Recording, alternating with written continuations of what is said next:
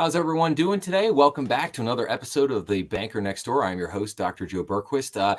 Today, I figured as kind of the year-end celebration we're getting into, I just wanted to do a quick discussion on the national debt. I figured it was probably a good way to end the year. Couple other things. So I have been trying to stick to a regular schedule of posting the episodes on Sunday, but because tomorrow is New Year's Eve, I figured I'd get a couple of episodes posted today, Saturday. Just so hopefully people can kind of enjoy those over the longer New Year's Eve weekend, as it were, right now. So I'll have this episode. I'm going to have like a year-end recap episode, and then I'm going to hopefully have an interview that I just did with a gentleman named Kent Kirby from a company called Abrigo, all about loan automation and what banks are doing around that topic. So hopefully some good topics there to end the year here that people will like. But let's get into a short conversation here on the national debt. So what I have here, I brought up, this is the U.S. debt clock. You can go here to usdebtclock.org and check this out. It's a really fascinating website, but a couple of things I wanted to point out. So our national debt, you can see in the top left-hand corner here, is getting very close to hitting an all-time high of $34 trillion. If you go down to the lower right-hand column, you're going to see U.S. unfunded liabilities are currently sitting at $212 trillion. When a lot of the national outlets are talking about the national debt, obviously that $34 trillion is the big number that they focus on. But I think a much more important number to focus on is that U.S. unfunded liabilities, which again currently stand at $212 trillion. Now, what is that? That is Social Security, Medicare, Medicaid. It's all of the things that the government is on the hook for paying, but hasn't had to pay out yet, because those things are paid out over the course of many years and decades to come. So, but still, I think the point here is to get a magnitude of the debt that is basically on the nation's back right now. Another thing I'd like to point out here is on the left-hand side, if you can see my little tiny mouse right there, currency and credit derivatives. Now, I want you to hold on to yourself here for a minute. $637 trillion in derivatives are out there right now. I mean, that's just it's just such a stupid number that it's not even fathomable. And that's something to be highly, highly concerned about, because when you think back to where derivatives were back in like 07, 08, before we had the Great Recession, I mean, this just dwarfs that number. So that's something I'm really going to be hitting on and talking about in the new year, is basically derivatives. I have a gentleman that's going to be coming on who deals in derivatives contracts to kind of talk about that and get more in depth on that. So again, as you go up here, a lot of great numbers on this thing to look at. You've got, debt per state, debt per citizen, kind of like local debt, so a lot of interesting numbers and just things here to kind of that are very, thought-provoking and things to look at. But I think at the end of the day, what we have to get back to is we have to get back to some kind of fiscal sanity here. The national debt has to get brought back under control. And why do I say that? Okay, so let's go in here. I want to show you a couple things. Now we're going to look at the Fred database. One of my favorite, again, is if you've watched some of the other episodes, you'll know I like going to the Fred a lot. So here we have a chart showing the total public debt as a percentage of gross domestic product. And you can see here, if we go back to 07, we were sitting at 08, 07, we're sitting at 67%, debt to GDP, which is actually a pretty good number. That's actually not too bad. But you could see starting at around 1980, 1980, we were in great shape. We were at like 31% debt to GDP. We had a ton of room to grow. There was a lot of road in front of us in terms of the amount of debt that we could take on to put that money to work to try to grow the economy. And then, like I said, in 2007, 2008, we're still looking good. But then 08, the Great Recession hits. and that starts to balloon up. Now we're up to about 82%. And then quantitative easing kicks in. This just absolute debt binge that is kicked off by the Fed kicks in on Wall Street and the spending in Washington. And the national debt just goes through the roof. And now we get to the pandemic of 2020. We're sitting at 106% debt to GDP. That means we've gone over 100% now. We're now over 100%. And this is before the pandemic even hit. This is before the pandemic even hit. Then the pandemic hits and we skyrocket up to 132% debt to GDP is where the debt skyrockets up to, which is just, an astronomical amount. Now that number has come back down over the last couple of years, but we are still sitting at 120%. As of today, we're sitting at 120% debt to GDP. Those numbers they're not sustainable. We just can't keep doing this. We can't keep plowing just trillions of dollars in debt on top of it. The problem is does this impact us right this minute in terms of our everyday lives? No, it doesn't. But what will it do to our, the generations ahead of us, to our grandkids, our great grandkids, the next 3, 4, 5 generations that come of us? They're going to be mired in debt. They're going to be drowning in debt, and it's going to impact them in a very severe way if we don't continue to get or don't even attempt to get this under control at this point. So now I want to go to Investopedia.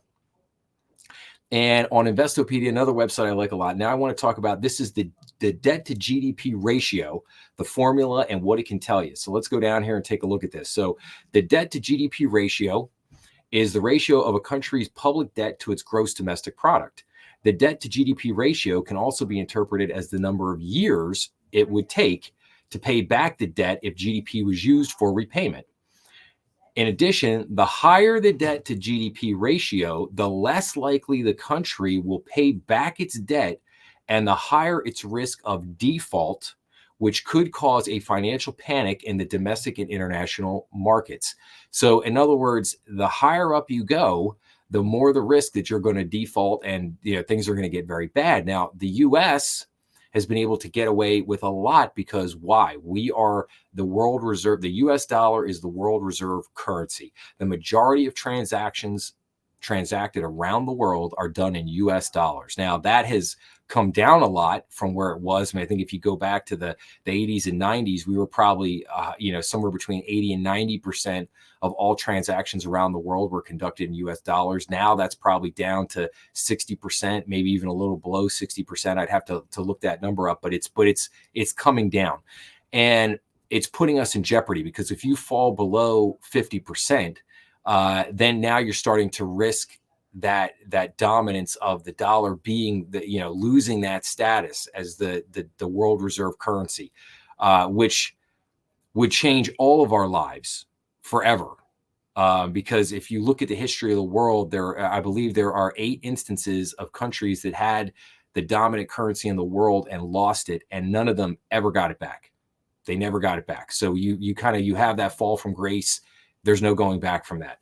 And there's a lot of economic calamity that then ensued upon every single one of those countries. A lot of hardships, a lot of tough times. So that's why it's so important that we get this under control. So now, but let's keep going down here. So what the debt to GDP ratio can tell you, when a country defaults on its debt, it often triggers financial panic in domestic and international markets alike.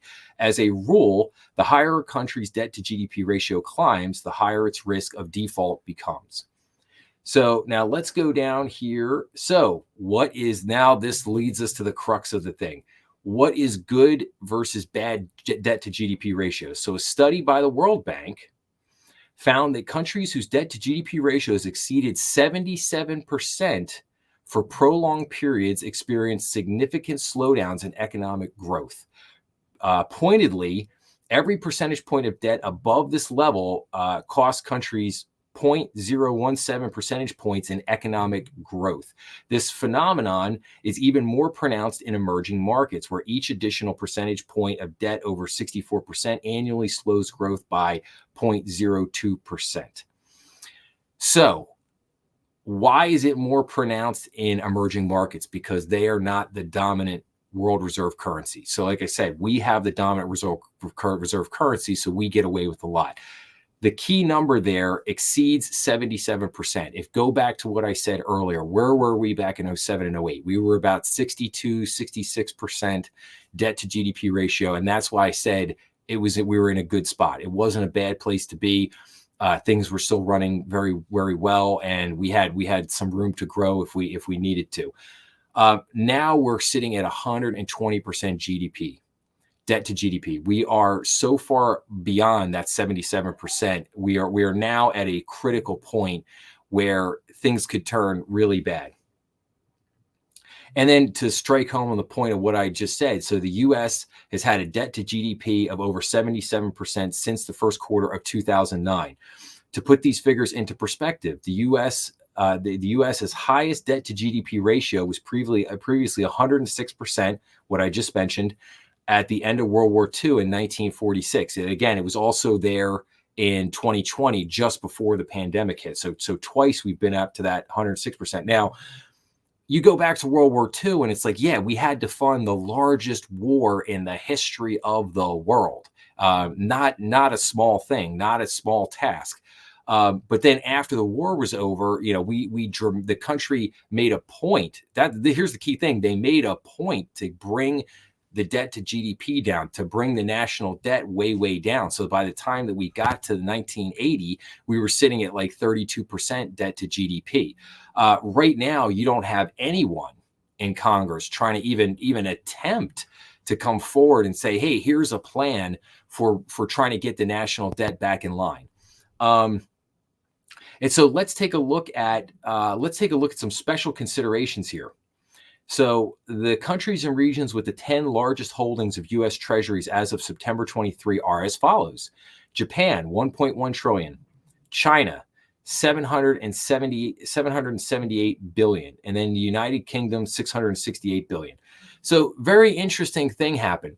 Who doesn't want to buy our treasuries right now? Oh, that's right. It's Japan and China don't want to buy our treasuries right now. We're starting to have a hard time selling our treasuries. The last couple treasury auctions, the treasury itself had to step in and buy the treasuries to keep things moving along, to keep our markets moving along. I'm going to get into a very deep conversation in some of the next podcast episodes that I'm due here in January about, corporate debt and about what has transpired since 2008. The Fed has done a lot of damage to our economy since 2008 by doing the things that they've done. And that requires a very deep conversation, and one that I'm going to get into. But what I wanted to point out to everybody today. And the last thing here, one of my favorites, modern monetary theory. I can't wait to go off and kind of rant on modern monetary theory. I think that is one of the biggest joke monetary theories that has ever been basically put out there. So let's read for a second here. What does it say here? Modern monetary theory suggests sovereign countries do not need to rely on taxes or borrowing for spending, since they can just print. They can just print as much as they need. Since their budgets are not constrained, such as the case with regular households, that's a total fallacy right there. Their policies are not shaped by fears of rising national debt. That whole thing, that entire paragraph there is just a whole bunch of hogwash garbage. And like I said, the only reason we have been able to get away with the position that we're in is because of the fact that we have the world reserve currency. That goes away.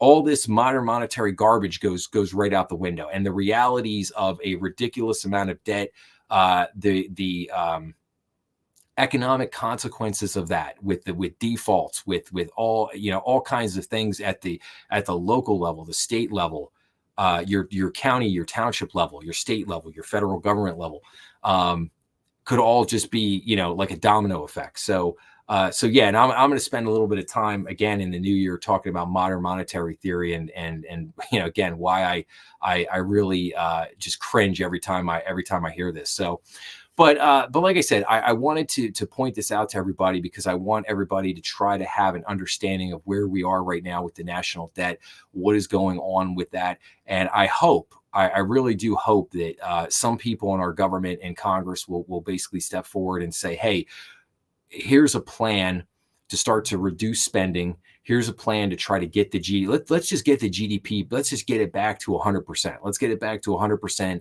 See how we're doing, and then let's work on trying to getting it back down to 70% and back down to 50% and getting back down to a realistic level.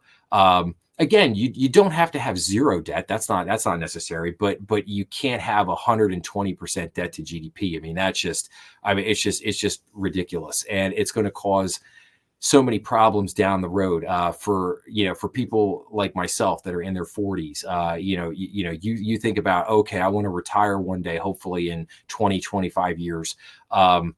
Yeah, where's Social Security going to be at that point? Because the debt's going to be so ridiculous. I mean, you're talking about getting up to $50 trillion, $60 trillion in national debt in the next 10, 15, 20 years. I mean, it'll get to a point where again, like I said, with those unfunded liabilities, the government won't be able to fund those unfunded liabilities such as Social Security, and therefore those entitlements will get cut back, and they'll get cut back severely, and it'll leave people basically in a very bad spot. So like I said, just something to think about. So, like I said, I would really love to hear people's comments on this. So if you have some comments, you have some thoughts, please make sure to leave them below.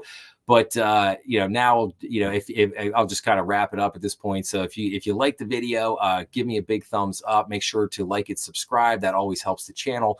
Be sure to go and check out the thebankernextdoor.com, and make sure to follow us. We are on YouTube, Rumble, and all major podcast platforms. And I wish everybody a happy and safe New Year's. And like I said, check out some of the other videos I'm about to post. I will have a year-end recap video that I'll post shortly, and hopefully everybody will enjoy that. But Happy New Year, everyone.